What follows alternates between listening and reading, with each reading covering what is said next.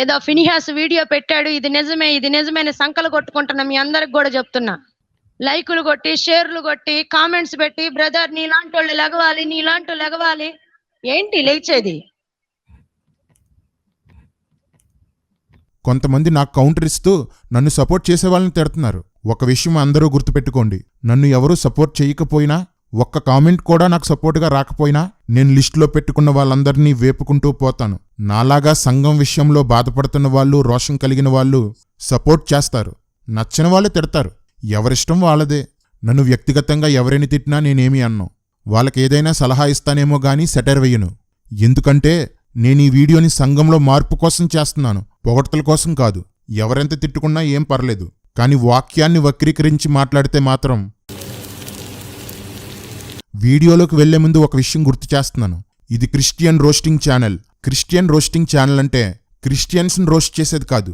ఎవరైనా క్రిస్టియానిటీకి ఇబ్బంది కలిగిస్తే ఆ కలిగించిన వాడు హిందువైనా, ముస్లిమైనా, క్రిస్టియన్ అయినా వేపేస్తాం. ఇందులో పెద్ద చిన్న, తన మన, ఆడ మగ అనే తేడాలుండవు.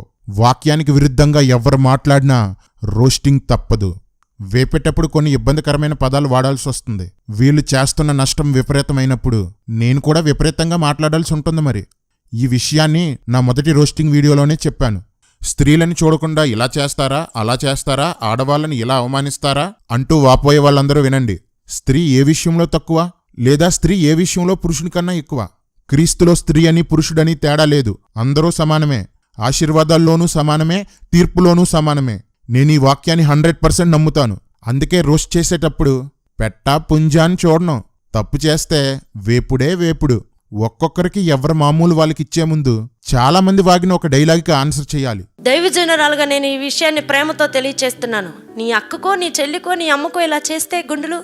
నా ఇంటి ఆడవాళ్ళెవరైనా సభ్యత లేని బట్టలు వేసుకున్నా, ముఖాలకు రంగులు పూసుకున్నా, ముసుగులు మానేసినా నోరు మూసుకొని ఊరుకోవడానికి ఈ మేకప్ రాన్ల మొగుళ్ళులాగా, అన్నదమ్ముల్లాగా నేనేమీ దద్దమ్మను కాదు, ఆడంగవాణ్ణి కాదు.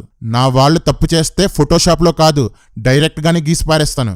నేను ముందే చెప్పాను కదన్నా గుండ్లు గీయొద్దని. చూసావా, ఇదే ఇప్పుడు పెద్ద మ్యాటర్ అయిపోయింది. రేయ్, ఎప్పటినుండో మేకప్పులు తప్పని, ముసుగులు వేసుకోమని, ఆభరణాలు ధరించడం వాక్య విరుద్ధమని పుస్తకాలు వచ్చాయి, ప్రసంగాలు వచ్చాయి, ఎన్నో వీడియోలు కూడా వచ్చాయి. బ్రతిమాలుతూ కొందరు చెప్పారు, హెచ్చరిస్తూ ఇంకొందరు చెప్పారు. ఎవ్వరూ పట్టించుకోలేదు. ఈ రోజు వీళ్ళంతా దీనికోసం ఎందుకు మాట్లాడుతున్నారు? కలుగులో ఉన్న ఎలకలు, పందికొక్కులు ఎందుకు బయటకొచ్చాయి? గుండ్లు గీసినందుకేరా. ఇంకా గీస్తా. ఎవరైనా ముసుగు లేకుండా ప్రార్థిస్తున్నా, వాక్యం బోధిస్తున్నా ఖచ్చితంగా గీస్తా.